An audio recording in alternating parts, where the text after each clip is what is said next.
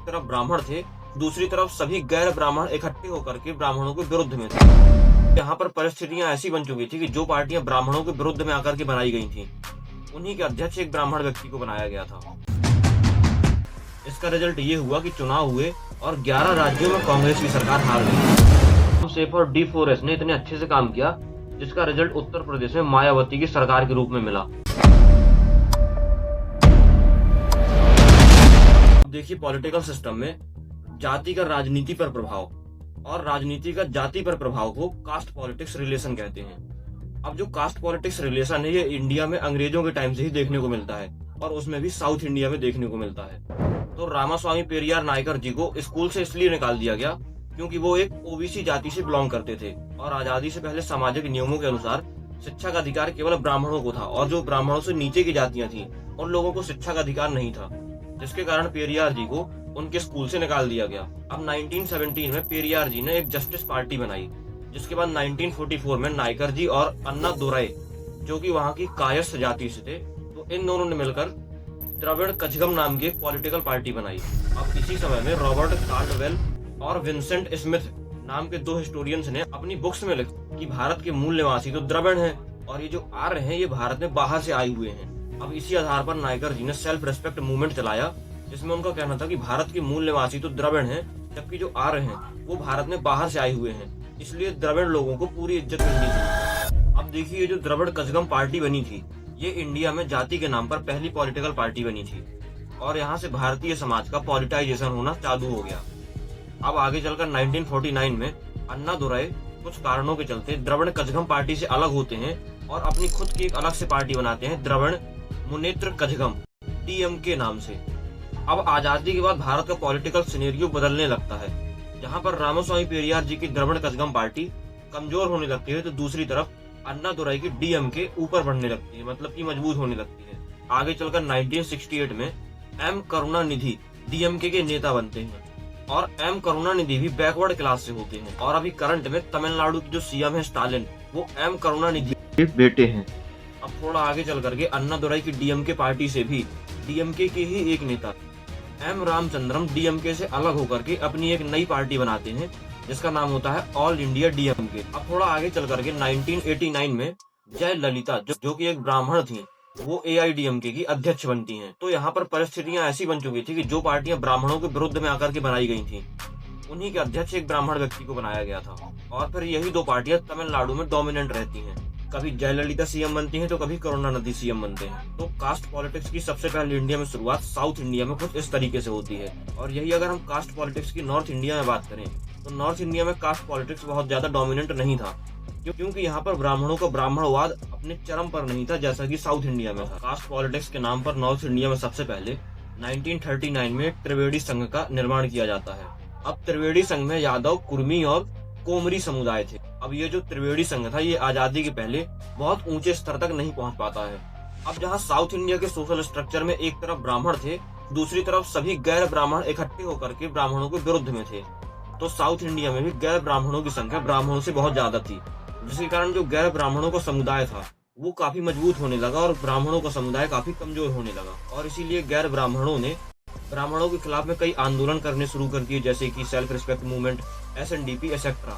तो south India में जहाँ ब्राह्मण और गैर ब्राह्मण दोनों अलग अलग सेपरेट थे और दोनों इकट्ठे थे, दोनों में एकता थी, तो वहीं नॉर्थ इंडिया में सोशल स्ट्रक्चर अगड़ी और पिछड़ी जातियों में डिवाइडेड था। यहाँ नॉर्थ इंडिया में अगड़ी जातियों में ब्राह्मण, राजपूत, लाला और भूमिहार थे। तो नॉर्थ इंडिया के ब्राह्मण एकजुट नहीं थे, ये अपने में ही 4-5 पार्ट्स में बटे हुए थे, जिसके कारण ब्राह्मणों का ज्यादा डोमिनेंस नहीं हो पाया, क्योंकि इनमें एकता नहीं थी।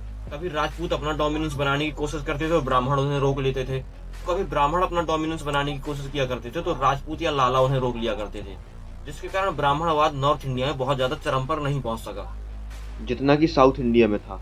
अब इन सब के बाद भी नॉर्थ इंडिया में 70 के दशक में नेशनल इंडियन कांग्रेस की सरकार से जितने भी नॉर्थ इंडिया के CM और PMs हुआ करते थे, वो ब्राह्मण जाति के होते थे। ये सब एक लंबे समय तक चला, जब तक कि मध्य वर्गीय जातियां इकोनॉमिकली एम्पावर्ड नहीं हुई। और जब नॉर्थ इंडिया में मध्य वर्गीय जातियां आर्थिक रूप से मजबूत होने लगी, तो इनको पॉलिटिकल एम्पावर्ड होने की भी इच्छा होने लगी। और इंदिरा गांधी की PM बनाए जाने पर चौधरी चरण सिंह ने अलग होकर के अपनी एक पॉलिटिकल पार्टी बनाई जिसका नाम था लोक दल। और लोक दल अपने आप को मध्य वर्गीय जातियों का दल बताता था। इसका रिजल्ट ये हुआ कि चुनाव हुए और 11 राज्यों में कांग्रेस की सरकार हार गई।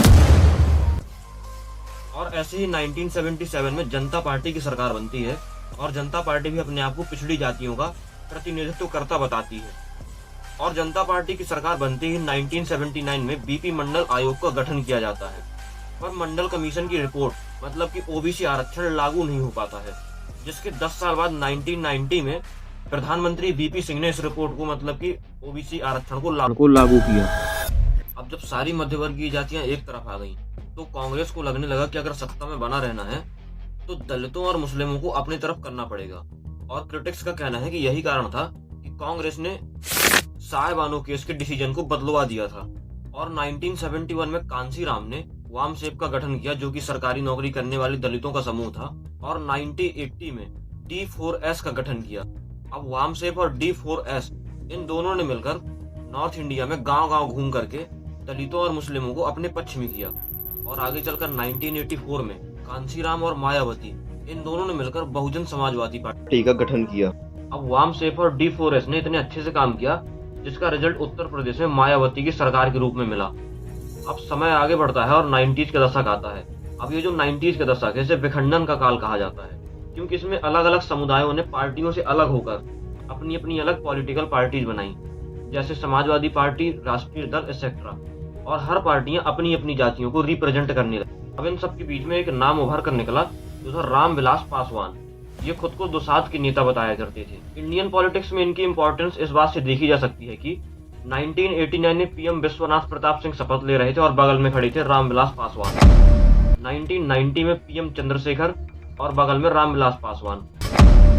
1991 में पीएम नरसिम्हा राव और बगल में रामविलास पासवान। आगे चलकर प्रधानमंत्री अटल वाजपेयी जी, उनकी भी बगल में रामविलास पासवान। उनके बाद प्रधानमंत्री मनमोहन सिंह शपथ ले रहे हैं, उनके बगल में रामविलास पासवान। उनके बाद प्रधानमंत्री नरेंद्र मोदी, जिनके बगल में रामविलास पासवान। तो पार्टी किसी की भी हो, सरकार सत्ता में किसी की भी हो, भारतीय राजनीति में एक नाम जो कि काफी लंबे समय से टिका हुआ है वो है रामविलास पासवान। अब ये जो टाइमलाइन थी, ये भारत में ऐसा समय था जब विकास का पहन के अपनी अपनी राजनीति चमकाई जा रही थी। अब ये सब जो नॉर्थ इंडिया में बाद में हो रहा था, यही सब साउथ इंडिया में पहले भी हो चुका था, जहाँ पर ब्राह्मण वर्सेस नॉन ब्राह्मण का सिनेरियो बना हुआ था। अब अगर हम तमिलनाडु की बात करें तो तमिलनाडु में ब्राह्मण जो कि वहाँ की जनसंख्या का 4% है, और नॉन ब्राह्मण जिनमें की बेलियार जो लगभग 14% है, और पेरियार जो कि तमिलनाडु की जनसंख्या का लगभग 12% है। तो यहाँ पर भी गैर ब्राह्मणों की जनसंख्या ज्यादा थी, जिसके कारण तमिलनाडु में गैर ब्राह्मण जिसे चाहते थे उसकी सरकार सत्ता में आ जाती थी। और इसी प्रकार कर्नाटका की पॉलिटिक्स में दो मेन जातियों की भूमिका रही।